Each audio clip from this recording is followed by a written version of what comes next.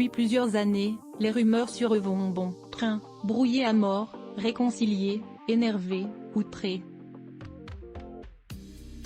La presse britannique ne manque pas de qualificatifs pour décrire la relation entre les princes William et Harry, autrefois très proches et désormais séparés par un océan et de nombreux différends. Mais avant que tout ne soit coupé entre eux, les deux princes ont autrefois eu les mêmes combats selon le cadet, qui raconte dans son autobiographie Spare, le suppléant, en VF, un épisode bien particulier qui s'est déroulé peu avant la naissance du petit prince Archie.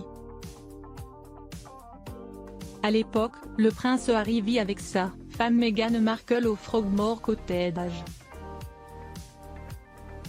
Celle-ci, enceinte, subit selon son mari de nombreuses attaques de la presse, sans que la famille royale ne réagisse vraiment.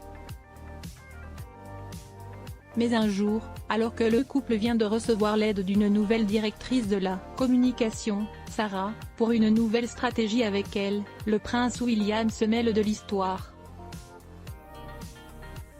Mais pas vraiment comme le prince Harry l'a prévu, son frère aîné n'a pas prévu de le défendre, mais il est très en colère contre une rumeur qui circule sur lui et sa famille.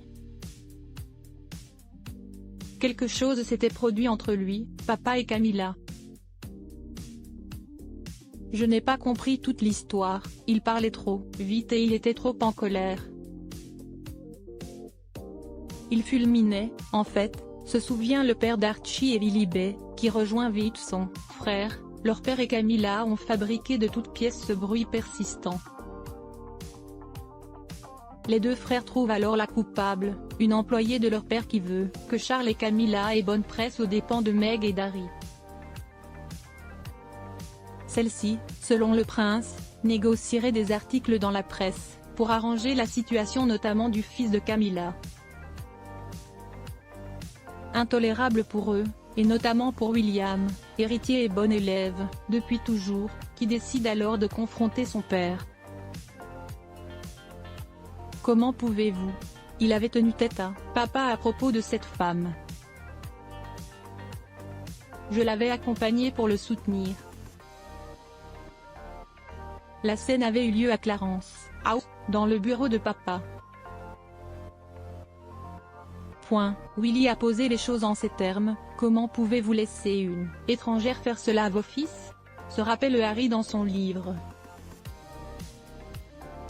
Charles, quant à lui, réagit plutôt mal, papa s'est aussitôt emporté. Il s'est mis à crier que Willy était paranoïaque.